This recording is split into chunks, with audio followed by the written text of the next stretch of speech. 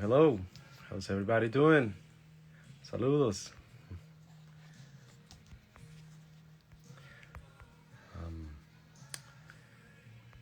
we have a really special guest today for our last Toca Talks of the year. So it's going to be really, really special. Um, let's just wait a couple minutes.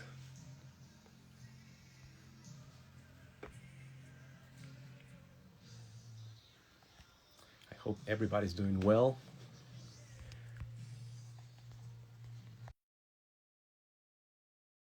I think we have Hannah there. Yes.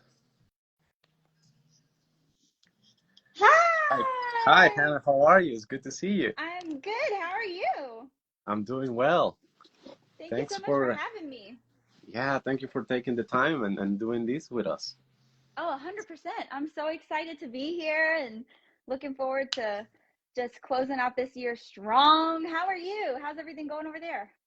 It's good. Good. We're busy. We had a great year, Good. considering the circumstances in Yeah. the world. But yeah, Yeah. everything so far is doing well. And we're looking forward to a new 2022 with better health, with Yes. more promises for people, more Amen. opportunities. That's Yeah. Yeah. awesome. Yes, yes. And 100%. obviously Me new too. products, more stuff coming up, and more news from everybody. Of course. Of course. Of course. That's How are you? awesome. How's your family? Oh my gosh, we're so good. We're so good. Thank you for asking. We have been super busy, Mhm. especially, I guess, the last handful of years. We have three kids now that Yeah. are 5, 3, and 1. So Mhm. we are in the thick of it with the little ones running around the house. Yeah. We're homeschooling. We're also still creating music and Josh, like we have a ministry. We're pastors of a church on top of Mhm. creating music for licensing and getting placements. That's really what we do, I guess, for work now is Okay. sync licensing. And so, we've got songs that have been placed in Mhm. TV shows, movie trailers, movies, Fun. commercials, and it's really cool. Video games, stuff like that. So that's really what we've been doing, I guess, since 2016, on top of having a family, starting a family, and starting a ministry. And then Joshua, now my husband, has a tech startup company that Oh, is cool. coming along really nicely that we're super excited about too. So a lot of Yeah.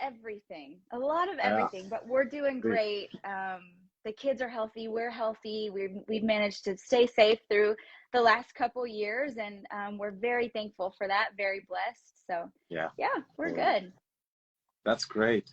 Well, it is really, really special to have you here. We have lots of people that know you Oh, and obviously that follow you through your career. And obviously, um, they want to know more about you, but there's also people that don't and they want to know everything about it. So, oh gosh. Okay. how about we go from a little bit of the beginning and Okay. when tell us about your starting in music and drumming. How does that looks like? Yeah, so I don't know if you guys can tell from the accent, but I am from Louisville, Kentucky. I'm a Hmm? Southern girl, and I grew up down there and started playing drums at the age of 7 because I joined the percussion group. At that time, it was called the Fabulous Leopard Percussionists.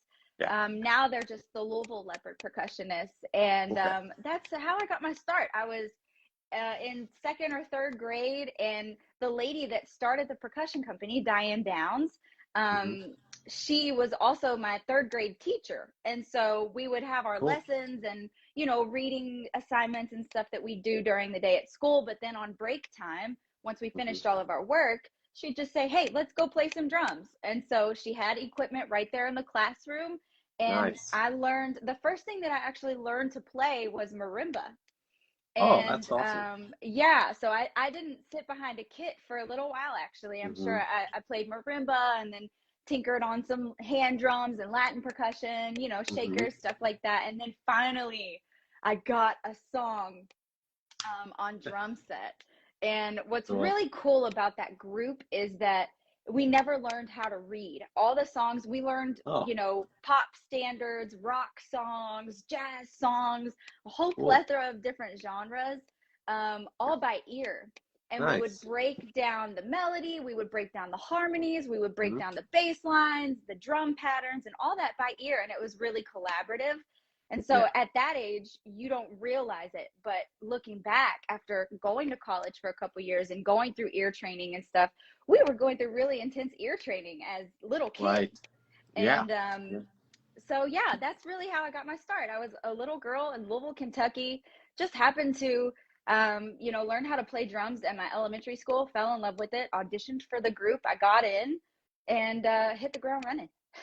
That's awesome. That sounds really fun. And we see a lot of kids nowadays that get their start very young, and you can Mm-hmm. see them performing now with internet, the Facebook and Yes. Instagram, and you see them playing this at their young age, and they're just killing it, you know.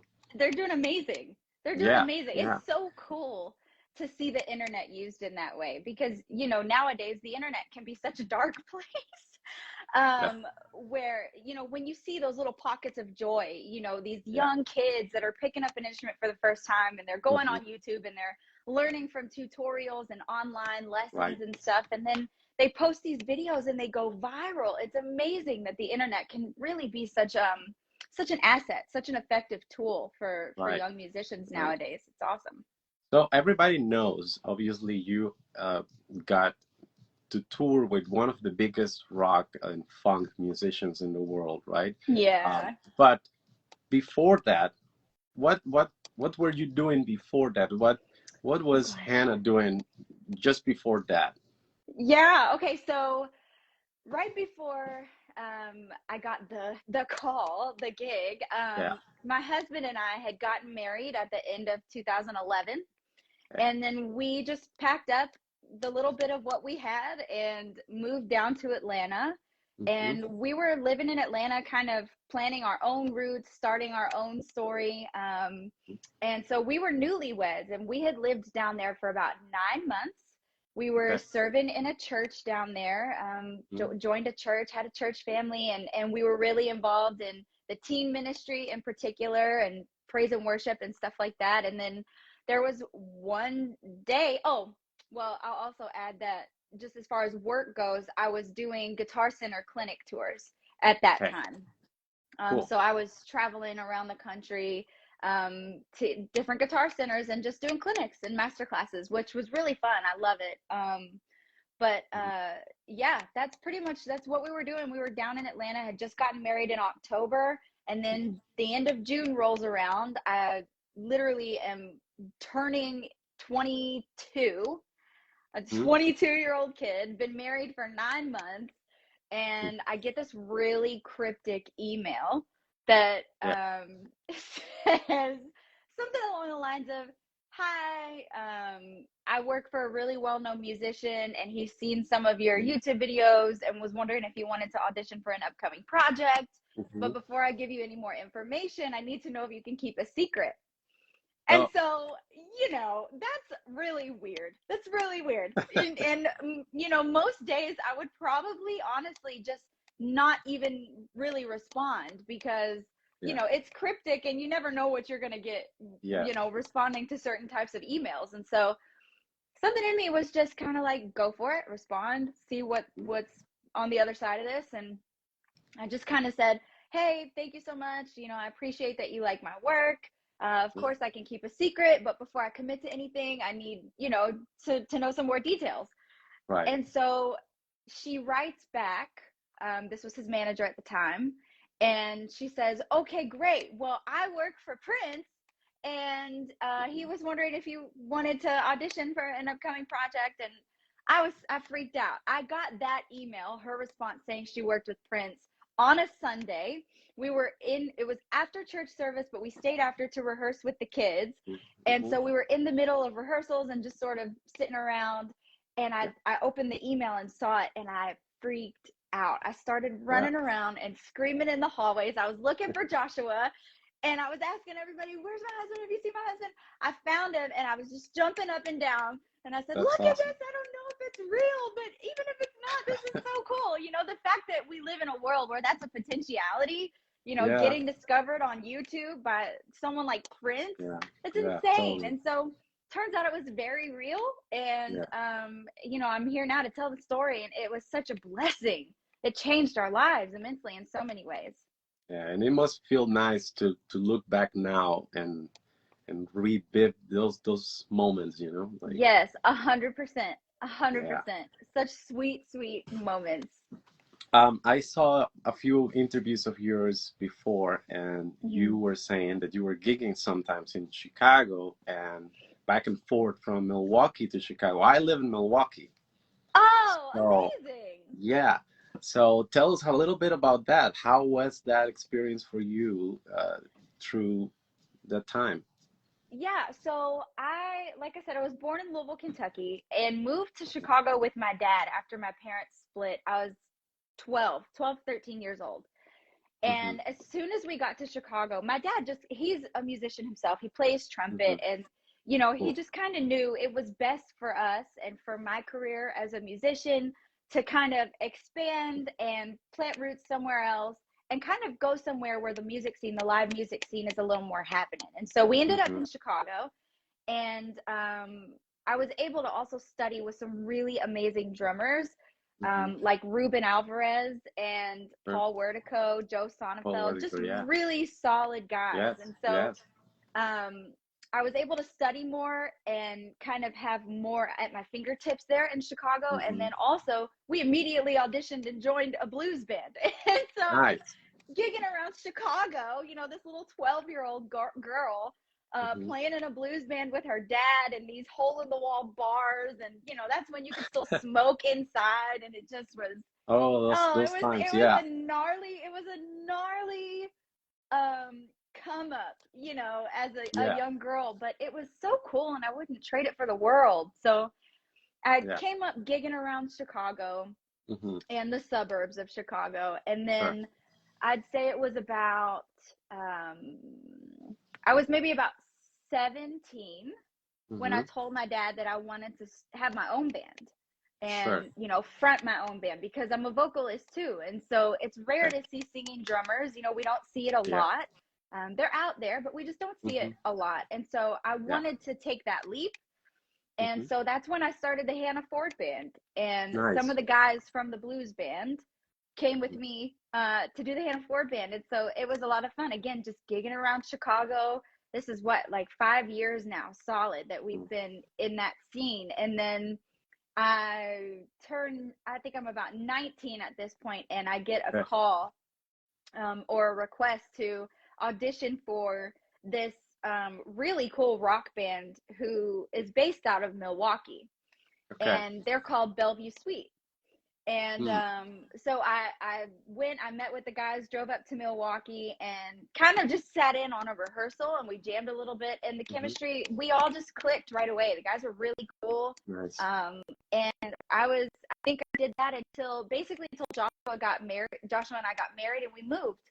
And so from 19 to 21, I played with Bellevue Suite, and we gigged around Hmm. Milwaukee, and sometimes, you know, in Chicago, we traveled a little bit. We played Whiskey A Go Go in LA, and you know, had a Okay. Yeah. really, really great run. We recorded an album of originals, and really, really fun. And so yeah, that's the work that I was doing in Milwaukee. But we rehearsed in Milwaukee, so I was driving Oh. to Milwaukee like back and forth. That's like a 2-hour drive, I think, one way, quite often, you know, Yeah. sometimes Yeah. twice a week, you know, just for Yeah. rehearsals and gigs, because we gigged mostly in the Milwaukee area. Yeah. And it's not a bad drive. It's very, No, very it's easy. relaxed drive. Yeah, So yeah. And there's I just don't a lot mind of it. things to do in between. Yeah, I don't mind it at all. I grew up, my family, I don't know what it is. We are travelers. We love to be Hmm. on the Hmm. road, Yeah. driving long distances. We don't mind road trips. You know, I know sometimes, you know, some people, I know my husband's family, for example, they typically are, I guess, what we call homebodies and don't do Hmm. a lot of long road trips and stuff. But, you know, on the flip side, my family, we're all like, let's hop in the car and go somewhere. And Yeah. so Yeah. I didn't mind That's it. fun. The 2-hour drives, you know, frequently. It's Yeah. therapeutic for me. I love to drive and drive fast. So, and talking about the band now, once you get the call to go play with Prince, Yeah. this band that it's specifically formed by women, right? And Yeah. all just killer women Oh, playing, thank you. Thank fantastic. you. How was that experience for you? Were you in a band with women before, or this is the first time? No. So I had always kind of sworn off girl bands. As a female drummer, I feel like it's very common, when you talk to managers or record labels or just industry people, when they see that you're a female musician, they automatically, I think, want to pair you with other females just because it's Mm, marketable, just right. simply based on how you look. Hmm. And growing up, because I was a drummer for my whole life, basically, I didn't have, I was always around guys. I was more so Yeah. in male dominated spaces, in all my Hmm. bands, in school bands, jazz band, orchestra, all of the symphonic band. Percussion section was typically boys.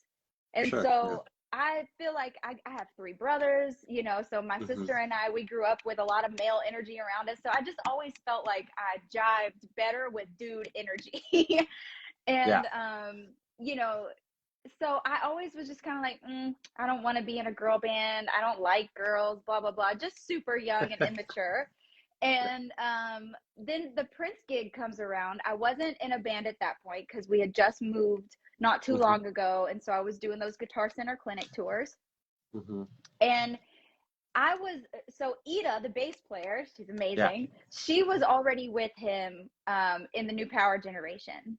And Okay. so she was there already, established in the MPG, and I was coming in, and I actually thought that I was auditioning to be in the band of one of his proteges, Okay. one of his artists. And so I Sure. never really even had the expectation of really playing for him. I thought Hmm. I was going into a project that he was kind of producing and managing. Oh, okay, got it. And so as time kind of went on, I did the Rock and Roll Love Affair music video with him. And Hmm. then Joshua and I also performed on Jimmy Kimmel Live with him. And then he just Nice. kind of told us to, or asked us to find the best female guitar player that's out Hmm. there, the best in the world. And so we took to the internet, Hmm. to find a guitar player. And Hmm. Joshua came across some of Donna's videos, Mm. and we reached out to her and invited her to Paisley. Yeah. And she came, and it was Prince, Ida, myself, and Donna, and we all jammed, and the chemistry was locked immediately. And so Right that's there. kind of how Third Eye Girl came about. It was something that it wasn't anything that I knew about going into the Prince situation. It just kind of happened. And but as soon as we all started playing together, it was immediate, and it was like family. And so right away, we were Mm. all basically living together because Yeah, me yeah. and the girls, and then of course Joshua and Donna's husband Trevor, we were all basically living at the hotel 2 minutes from the studio, and we were Hmm. in the studio all day, every day, long hours, rehearsing, jamming, getting super tight as a band, really getting to know how to communicate to one another, and like Yeah. how to,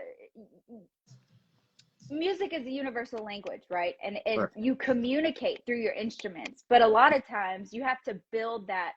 When you get to know people, a lot of times when you're so close with someone, you can have a conversation without words. You can Yeah. just look at Totally. each other and you know what Yes. they're saying.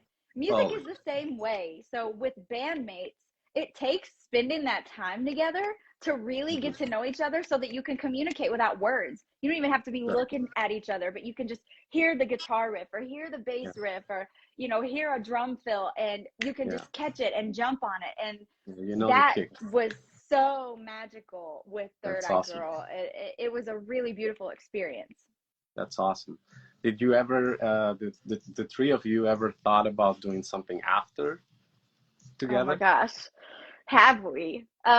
Yeah, I think for sure we've had those conversations about, how cool Mm. it would be to get back out there and Hmm. do some stuff. I think, of course, it's always about timing Hmm. and everything in its season.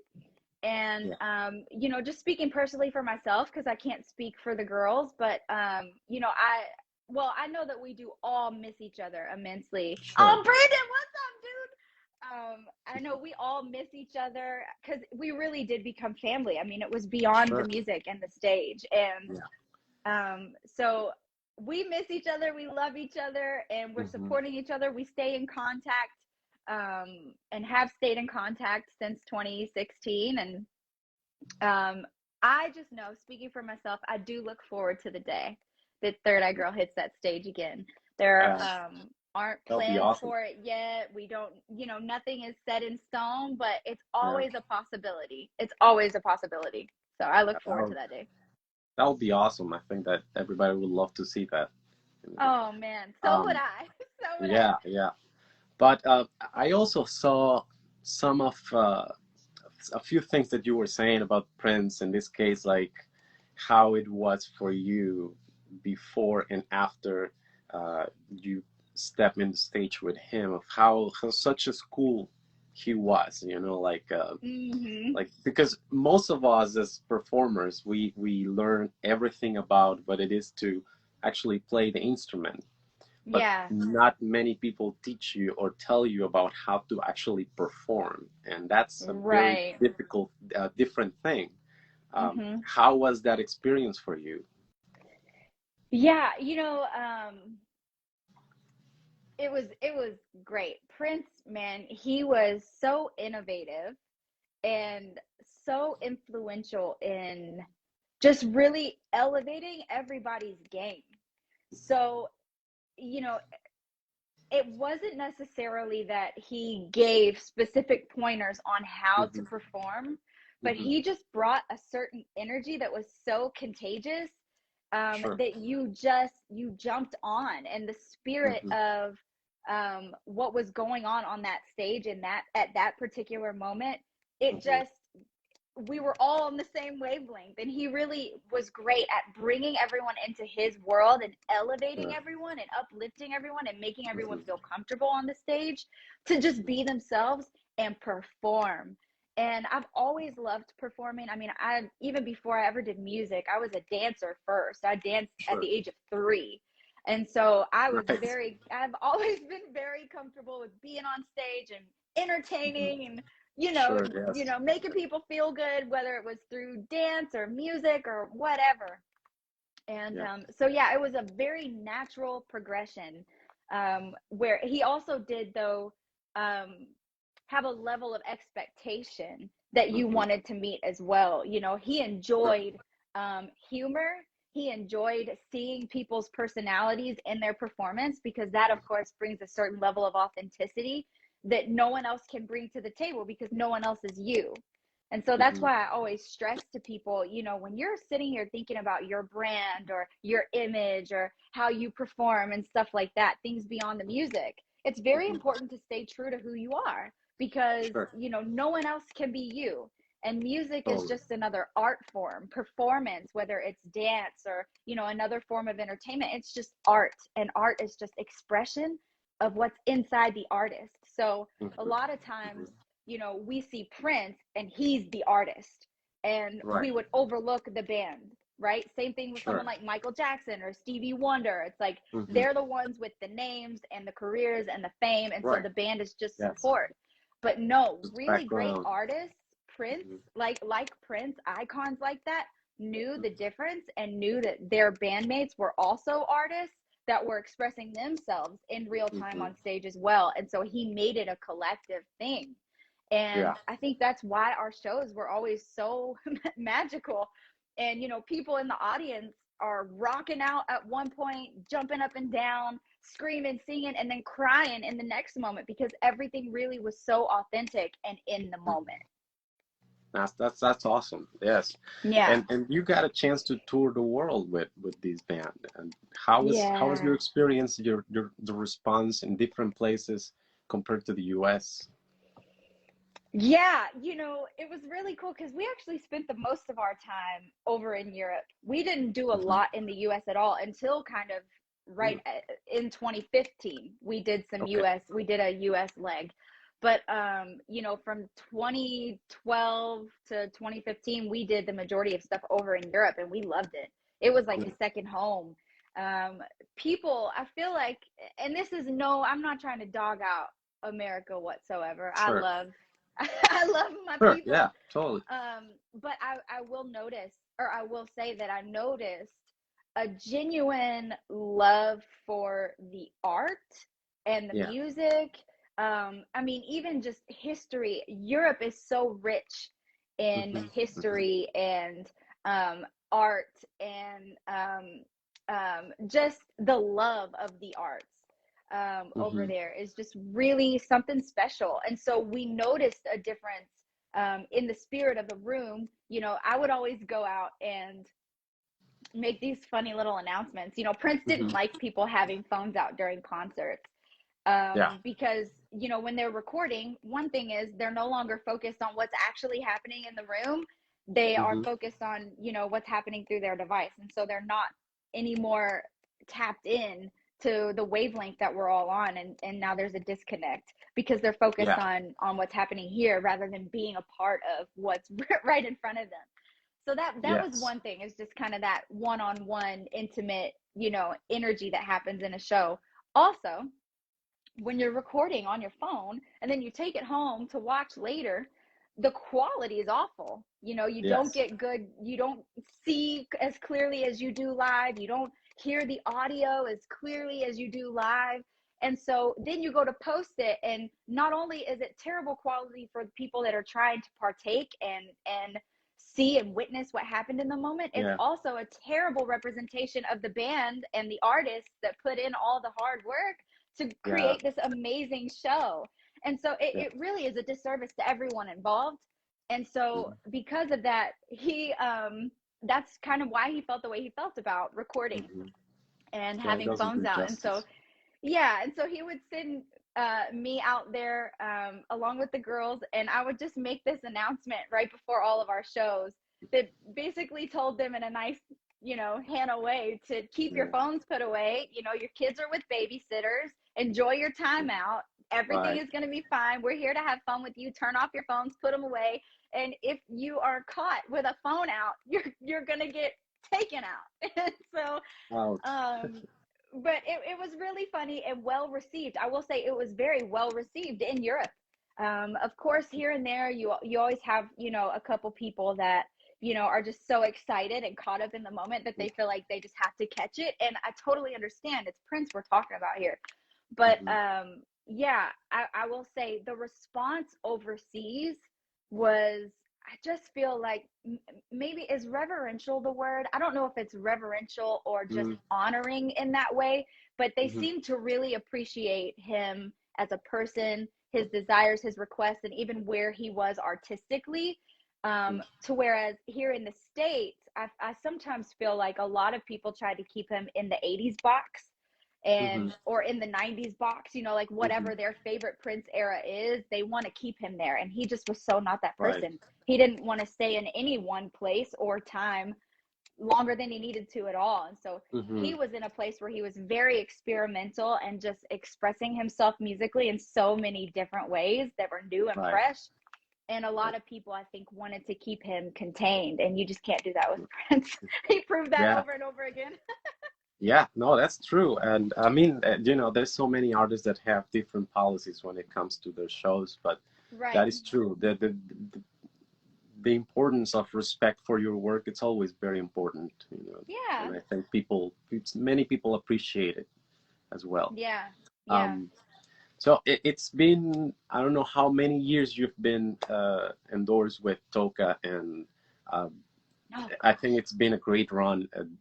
We have seen everything that you've done, and I was actually looking at some of the pictures of and one in specific that you have in our website with a rig that you were using with these Mm-hmm. blue Toca congas, custom deluxe, and Yeah. timbales. Um, Tell us a little bit of the story behind joining Toca and how that Yeah. happened. So I have always loved playing percussion. Hmm. Um, And so I think I signed with Toca around the same time that I signed with Gretsch, Okay. which would have been, gosh, well, I don't know. I think I was, I don't know. I don't even want to guess. Maybe around 16, 17. I've played Toca for a long time. Sure. And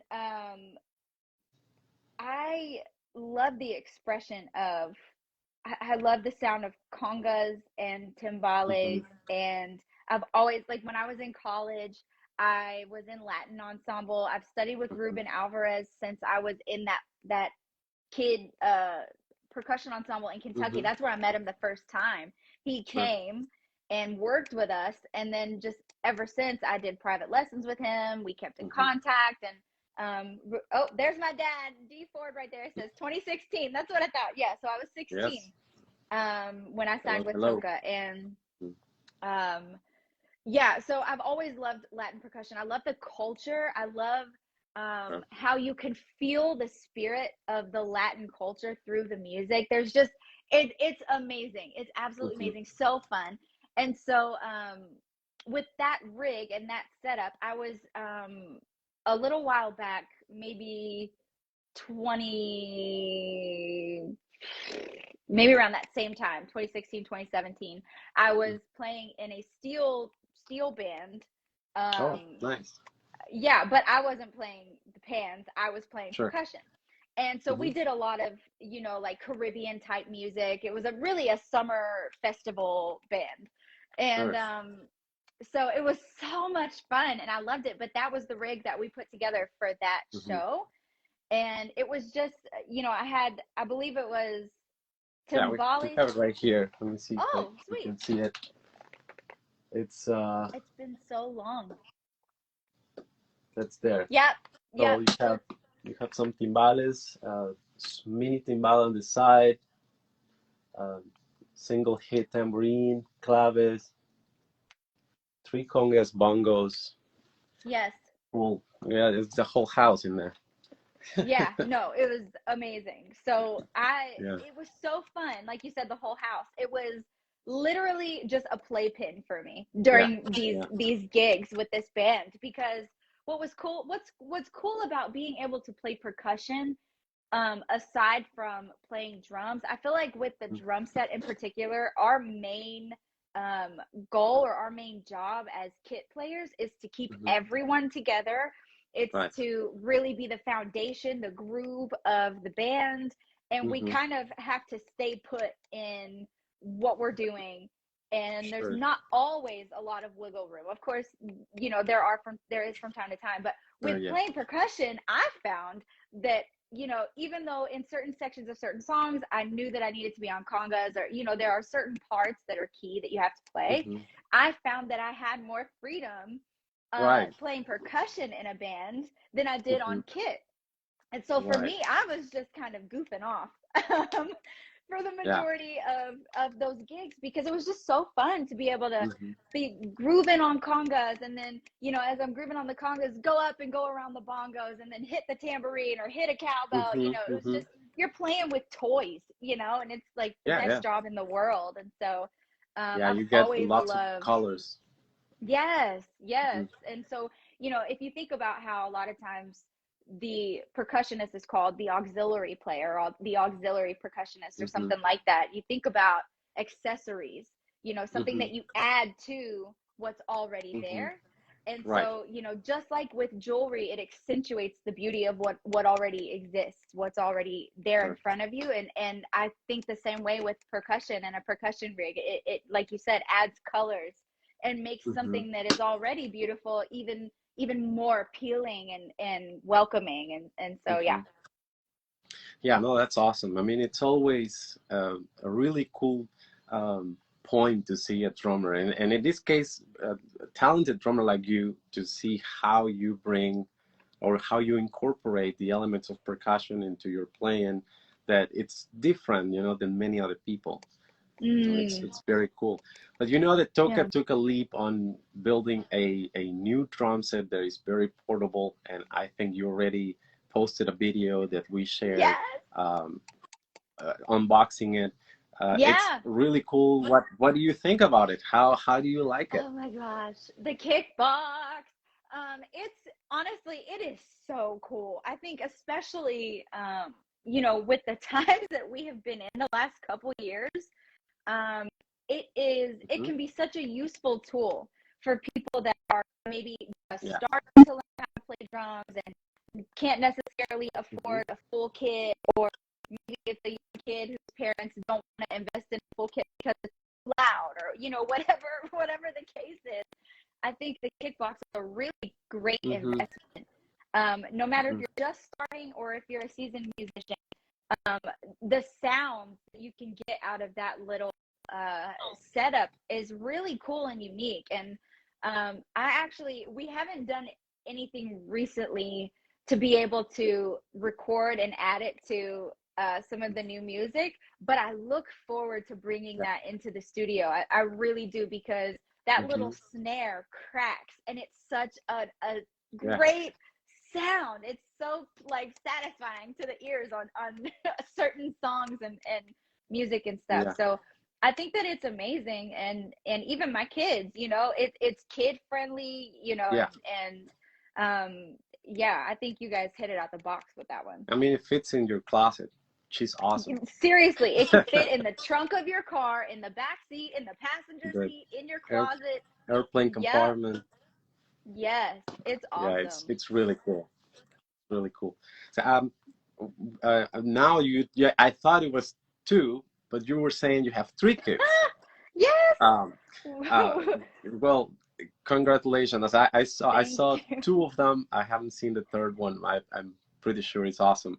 How Yes, has it yes. been for you to balance your life as a mom and as a performer? I will let you know once I find the balance, my friend. um, you know, After Prince passed in 2016, I was already Mhm. pregnant. I was 28 weeks pregnant the day that Mhm. he passed. And so I didn't touch sticks for a long time. Okay. I needed the break. Mhm. His passing hit us very hard. Yeah. We were living in one of his homes. He put us up. He gave us a home basically.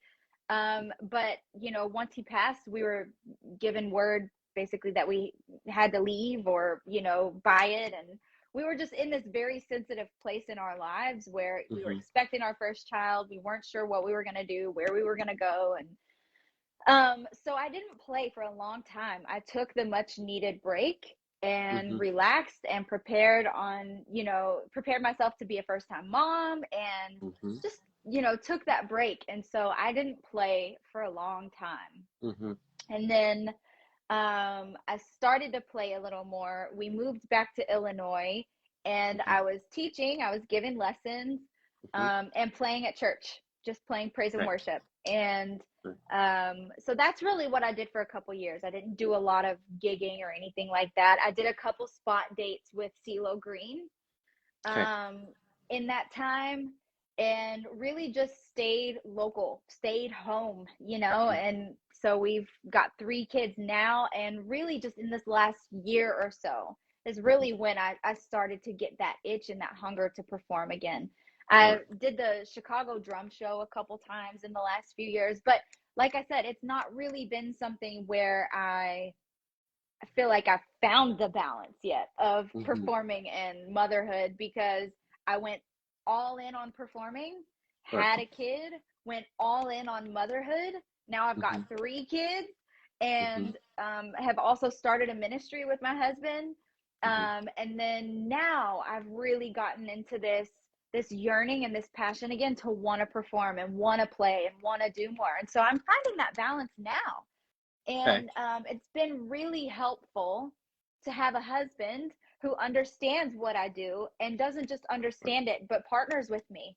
And he Sure. encourages me and sits me down. He's like, okay, what do you want to accomplish? This is what I'm working on. How can we merge our schedules? And so he is a very hands on father. He's an Mhm. amazing, supportive husband. And he gives me that liberty to have the time that I need to brainstorm or practice or come up with content or travel. Mm-hmm. And it's a real blessing what we've got going on here. Both of us working from home, being here with the kids, and Mm-hmm. being able to pursue careers that we're passionate about as well. That's awesome. That's awesome. Yeah. Um, you obviously are one of the most inspirational drummers, and in this case, I don't want to bring the flag of woman drummer, but Yeah, no, I get it. I get lots it. of women are starting to drum more nowadays, Yes. and incredibly talented women are Yeah, playing drums, and not only drum set, but a lot of hand drumming, which is pretty awesome that's to see. amazing. Uh, Yeah. what do you think it's gonna happen with that? Is it do more people need more encouragement, or do you think it's there? Yeah, no, I think for sure more encouragement is always great for all of us. Um, Hmm. you know, what I do believe is happening though is women are standing up and just killing the game. You Yeah. know, they're just putting in the work that's necessary. Hmm. And the more and more we see women in this case, but honestly, there are people who have been overlooked or suppressed in a bunch of different types of occupations and vocations and just life in general. And Hmm. what we see is the more and more we see that pattern of people coming together, and we see it, we'll just keep it relevant. We see more and more women coming into the fold, and not just getting an opportunity because they're cute, or not just getting what my dad says. You know, you can't just get invited into the room because you smell good, you know, because you smell pretty. It's that Yeah. sort of what used to be that, you know, let's Hmm. just bring the women in because they're nice to look at or they smell good or this and that. Yeah. Now we're seeing more women come into the room where it's like, dang, Yeah. Yeah. she can play. They're She making a is holding statement. it down. And all it takes is seeing more of that. And I think what's going to happen naturally is that whole perspective of female drummer Mhm. or woman drummer. I Yeah. think that shock factor is slowly going to fizzle out, and Sure. it's just going to be drummer, Yes. Yes. you know. Yes. And it takes Absolutely. more women coming together, being united, being Yes. great, just putting in the discipline and the work and the practice, and having that that hunger, the eye of the tiger, where it's like, it doesn't matter how much opposition I'm going to hit. I know this is what I'm supposed to do. I know this is what I love to Right. do. This is what I'm passionate about. And it doesn't matter if I'm a female drummer or I'm a lawyer or I'm a doctor or I'm a CEO of a Fortune 500 company. I'm Yeah. going to do what I'm passionate about, and people that love me are going to love me. There's always going to be somebody that disagrees with me on something. So Yeah. opposition is not going to stop me. It's just going to propel me and allow my momentum to pick up so that I can break through that wall. And Yeah. the more we see women doing that, the more it starts to be normalized, which there are things Right. like that that should be normalized. Yeah. And it's funny because I was even writing a song about it that hopefully will release not too long. But, you know, talking about how I've gotten compliments from well meaning, usually men, that Mhm. they don't mean to, they're not even being nasty. Like, they're not bringing Sure. any opposition at all. But the compliments are compliments like, I'll tell you this one. I was in Rock in Rio with CeeLo, Okay. and it was after we performed. There was an after party area that we were all just kind of hanging out, and someone came up to me and was like, you know, I I didn't know what to expect because, you know, when I saw you walking up and getting behind the drum set, I mean, you know, and he just kind of like did his hands like this, talking about my body and me being feminine. Yeah. And he said, because, you know, all that. He said, I didn't know what to expect, but Okay. like, All oh, right. thanks. And I don't want to be a jerk, so I don't want to, you know, like Sure. make him feel uncomfortable. So, you know, there's also a certain level of grace that I feel like women have really endured through Mhm. situations like this, where it's just, it's not about being petty. It's not about arguing. It's not even about always yelling to get my point across or to be seen, but it's just my Right. work will speak for itself. And if you like me, great. If you don't, that's cool. But Hmm. I'm going to do it because I love it. And there are going to be people out there that appreciate what I bring to the table. And so, Right. yeah, that's one compliment situation where it's just kind of like eventually, I think for the most part, those will fizzle out because we're just going to start seeing more and more women being great. Yeah, no, and it's slowly becoming a standard. You know, Yes. it's just a standard to talk Yeah. about it, and that's one of the things that we love here at Toca. That we have this slogan: "Somos familia, we're family." Everybody, Mm-hmm. you know, that's the most important thing. So, um, Yeah. to not discriminate. Everybody's welcome. Everybody's equal, and you have to show what you got. You know, Yes. in order Amen. to shine. So, Yes, but absolutely. um, there's one thing that we all get on spot sometimes as musicians, and it's when you have to improvise against something that happens. You know, how Yeah. many, or can you tell us one very specific moment that you had that kind of drove you crazy, and you had to pull whatever you had to make it happen? Oh my gosh. So there's one situation in particular um, where it was our first tour, the Live Out Loud tour. And I think we were in Seattle. Hmm. I think it was Seattle. I'm not sure. But I had played with Third Eye Girl. I had three kick drums set up. Hmm. And the one kick in the middle was the main kick, and then the kick off to my left, I believe at the time I Okay. didn't use the two auxiliary kicks. It was mainly for looks. I'm just going to be honest with you Okay. guys. It was All mainly right. for looks because it was Third Eye Girl and three, and Prince Sure. thought it would look really awesome, and he was right, it looked amazing, but I didn't always use those Got kicks. it. Okay. But for a while, it was our first tour. So I did, on my regular setup, I did have, before Prince, I had two kick drums. And Mm-hmm. the second one, the auxiliary one, was hooked up, and I did use it that Okay. way. So for a while, we kept that setup, Mm-hmm.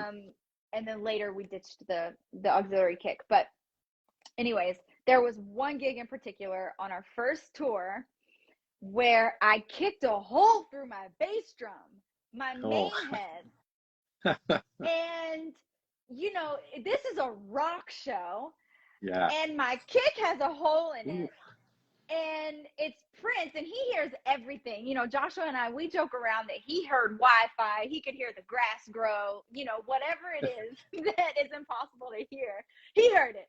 And so Yeah. he heard everything on that stage, and I was just waiting for him to turn around and give me, the get it together look. Yeah. And immediately I went into just improvisation mode, Mm-hmm. and I was like, okay, what do I do? I played bass drum with my left foot. I have a right-handed setup, but I Wow. played kick with my left foot because my auxiliary kick on the left side had a bass drum pedal on Oh, it. And nice. so it I don't even think it was mic'd or anything, but it got us through that song so that Mm-hmm. I could flag my tech over, and he like Right. zoomed in.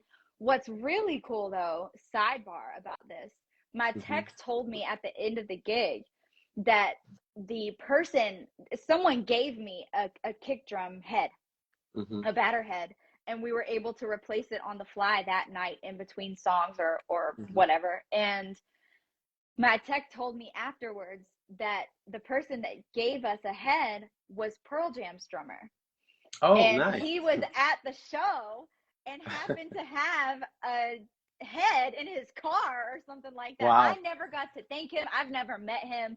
That could just Wow. be a load of crap. But what I was told is that Uh, Pearl Jam's drummer was there, and he gave me a head to use to finish out the gig. But I kicked a hole straight through my bass drum wow. head and had to improvise with my left foot. And I was just so thankful that it wasn't a super intense, syncopated Oh, situation, yeah. and that my Yeah. left foot was able to get us through.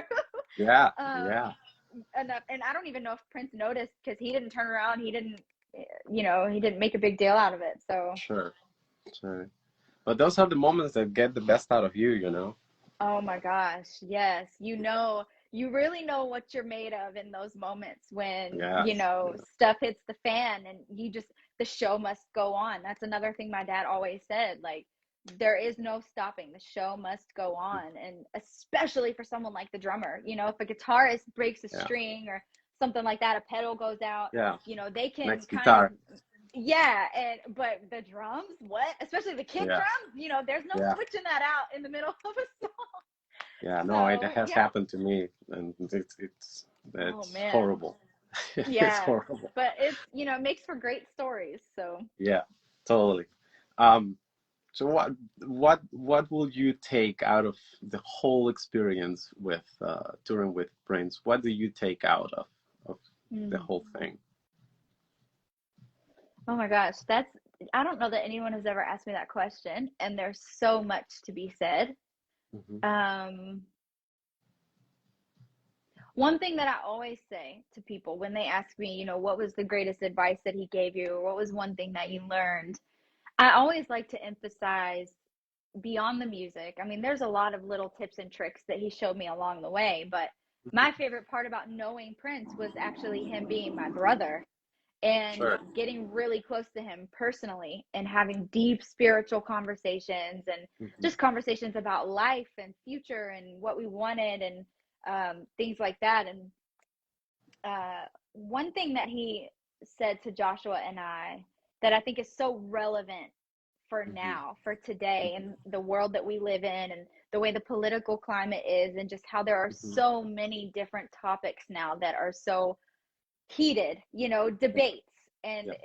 everything is heavily opinionated and whatnot. He said, um, in any moment where, and I'm kind of paraphrasing, but in any moment where you are communicating with someone and there's disagreement or there's discord or there's no harmony yet and you guys aren't on the same wavelength, in an effort to get there, to find that unity, to find that balance and that harmony, it's not about completely agreeing on everything. It's Hmm. just about coming to a mutual understanding. And in order to get there, we have to ask questions. And Sure. so, ask questions. That is one of the biggest takeaways of my Hmm. time with Prince is ask questions, because it has not only helped me in sometimes challenging or difficult spiritual conversations with people, you know, that challenge my faith or you know, are even, you know, asking, maybe not even challenging, but genuinely asking questions and seeking spiritual advice. That Hmm. has helped me immensely to just make myself available for conversation and ask questions so that I can Sure. get to a point where I see where they're at, where their foundational thinking lies. Ask questions. It's helped my marriage where, you know, if Joshua and I are having a conversation and something's not lining up here with our communication, ask questions. We have to Sure. start always by asking questions so that we get to a fundamental agreement and then build from there. And that doesn't mean that we're always having to compromise our beliefs or, you know, come completely into agreement on certain topics. It doesn't mean that at all, but we can still live together peaceably even if Sure. we're not, if we don't agree or see eye to eye on certain topics. And so ask questions was such a beautiful piece of advice that he gave us that's helped us in so many areas of life. Yeah. No, I agree with that. It's always talk, always, but it Yeah. also very important is to always listen. You don't always have to Yes. be uh, right. You know, Yeah. sometimes it's Totally. okay to just listen. Um, Yeah. yeah, that's great. Very well put. Um, what do you see in your near future? You were talking about producing some material with your husband and maybe putting something together like an album, or what's coming up? Yeah. So Joshua and I, we have a ton of music that we've Yeah, done pretty I much bet. since 2015. I mean, we were recording and writing stuff, you know, in the basement of our house, even Hmm. when we were still working with Prince. And so we have a ton of music that we haven't released yet. We've released a couple things here and there. But most definitely in the near future, or just in the future in general, more creating, more writing. I would love to put an album together. Sure. I'm in the process now of brainstorming different content ideas, and I don't want to put my cart before the horse, so I don't want to say too much, but Hmm. one thing that I did recently that is going to be released soon, early next year, is I went to Drumeo and recorded some content at Yeah. Drumeo, and so I have a course coming out with them that's going to be so Cool. awesome.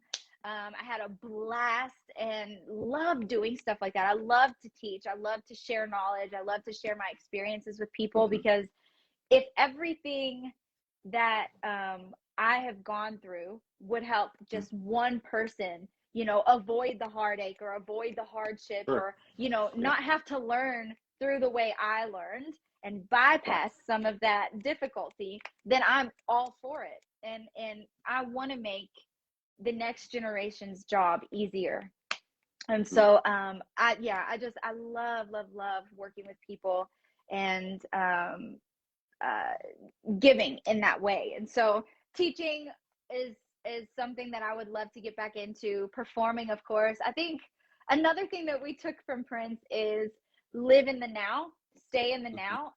Don't get too caught up in everything that you want to do. I mean, it's good to have a plan, but embrace where you are while you're building to where you're going. And Hmm. so, not too much is set in stone yet. Like I said, there's ideas, there's things being built. And I guess the most recent thing that we do know is coming is Drumeo. And so, Yeah. be on the lookout for that. And I'm so excited to hear your feedback, guys. Everybody that's in the chat. I We put so much passion and just heart and soul into creating some amazing content for Hmm. everyone. And so I hope that everybody really enjoys that. And then of course, just continuing to write and record, build up my chops again, Sure. Yeah.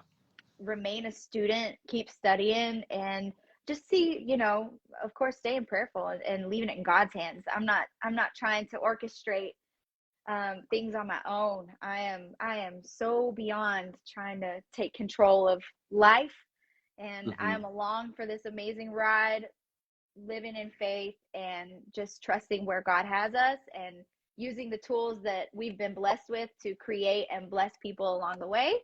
And yeah, that's where we're at right now. That's awesome. We're really, really excited to see that, and I mean everything that Dromio is putting out, it's been very good and super Yeah, they do powerful. So amazing stuff. lots of inspirational stuff that they have, and yeah, we're gonna be very excited to see your chapter with them and Oh, anything that thank you're you. sharing, because I think everybody has something to say, but your life, from our point of view, has been very exciting, and Mm, definitely it's very motivational and mm, inspirational for many people that see you. mm. So Well, thank you so um much.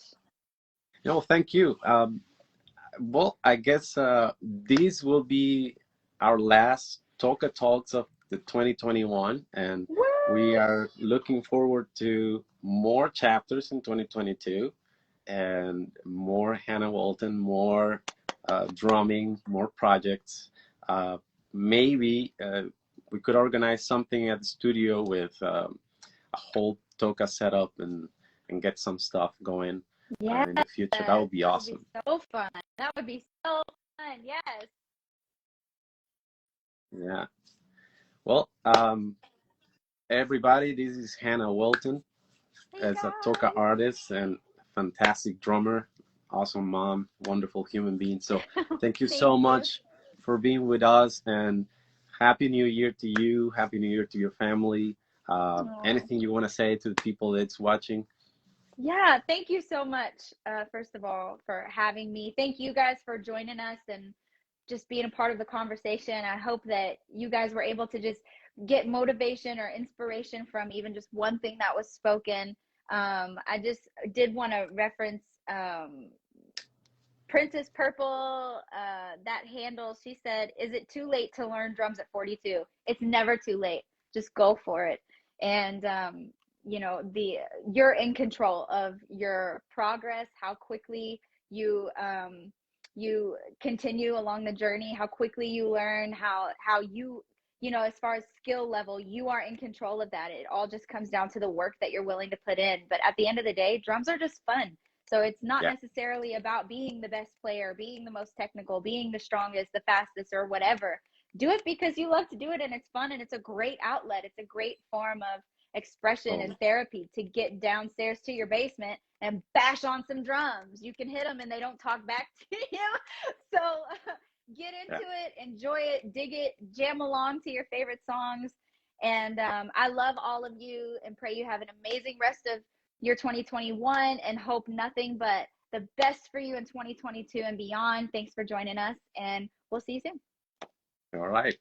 Have a wonderful week. Thank you so much, Thank Hannah. you so much. You too. Good to see you. Soon. Bye. You too. Bye.